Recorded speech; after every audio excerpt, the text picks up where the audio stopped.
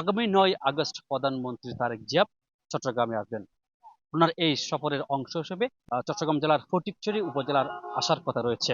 ওনার আগমনকে কেন্দ্র করে ফটিকছড়ি উপজেলা বিএনপি এবং অঙ্গ সংগঠন সহ প্রশাসন এই বিষয়টিকে অত্যন্ত গুরুত্বের সাথে দেখছেন। আমি এখন যে স্থানে দাঁড়িয়ে কথা বলছি এটি মূলত হচ্ছে একটি হেলিপ্যাড। প্রধানমন্ত্রীর আগমন উপলক্ষে ওনার বহনকারী হেলিকপ্টার অবতরণের জন্য এখানে হেলিপ্যাড নির্মাণ করা হয়েছে। দফায় দফায় গোয়েন্দা বিভাগ, সেনাবাহিনীর ঊর্ধ্বতম কর্মকর্তা, বিভাগীয় কমিশনার, জেলা প্রশাসক হতে শুরু করে দেশের বিভিন্ন দায়িত্বপ্রাপ্ত উচ্চপদস্থ কর্মকর্তারা একের পর এক পরিদর্শন করছেন ফটিকছড়ির বিভিন্ন স্থান যেখানে প্রধানমন্ত্রীর সম্ভাব্য যাওয়ার কথা রয়েছেন, সব জায়গায় ওনারা পরিদর্শন করছেন।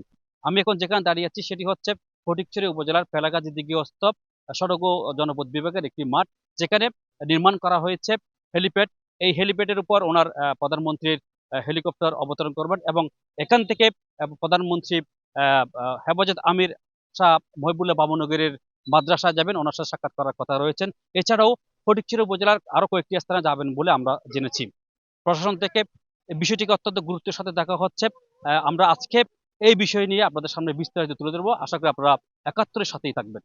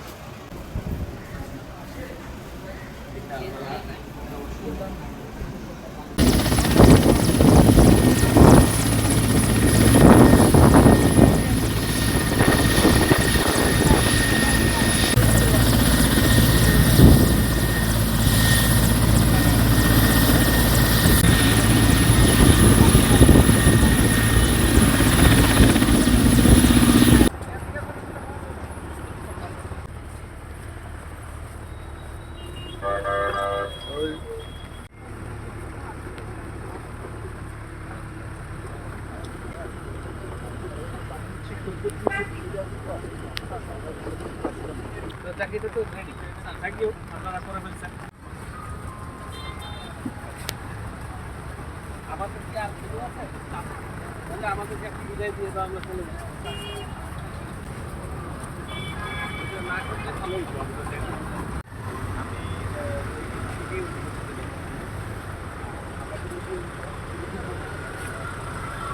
তাদেরকে প্রাথমিকভাবে ধারণা দেওয়া হয়েছে যে তিনি ফটিকছড়িতে আসবেন। ফটিকছড়িতে এসে আমাদের বাবুনগরী এই মাদ্রাসায় আসবেন তিনি। আহ, এটা এখনো সম্ভাব্য।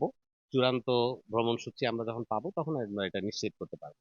তিনি মূলত প্রথমত বাঁশখালীতে আসবেন। বাঁশখালীতে এসে বন্যা দুর্গতদের আহ, কাছে কিছু ঘরের চাবি হস্তান্তর করবেন। তারপরেই তিনি চলে আসবেন এই মাদ্রাসায়। এই মাদ্রাসায় আসার পরে তিনি হয়তো ফটিকছড়ি আরো দু একটা জায়গায় যেতে পারেন, যেটা এখনো আসলে আমরা মানে নিশ্চিত ভাবে এখনো আমরা ভ্রমণসূচিতে না পাওয়ায় বলতে পারছি না। এখান থেকে তিনি চলে যাবেন হাটহাজারী। হাটহাজারীতে গিয়ে ওখানে একটা বিভিন্ন যারা বন্যায় ক্ষতিগ্রস্ত হয়েছে তাদের মধ্যে অর্থ বিতরণ করবেন, বা আরো কিছু হয়তো অন্যান্য প্রতিবন্ধী যারা রয়েছেন তাদের প্রতিও কিছু আহ, সহায়তা প্রদান করবেন, এটা জানা গেছে।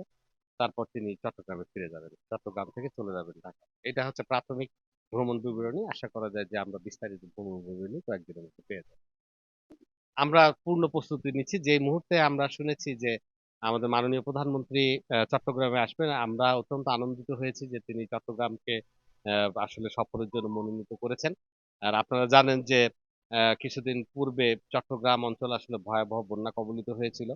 ফলে এখানে যে ক্ষয়ক্ষতি মানুষের মধ্যে যে আসলে একটা হতাশা ভাব রয়েছে, আমার মনে হয় যে মাননীয় প্রধানমন্ত্রীর আগমন মানুষের মনে একটু আশার সঞ্চার করবে এবং একটা গতিশীলতা নিয়ে আসবে।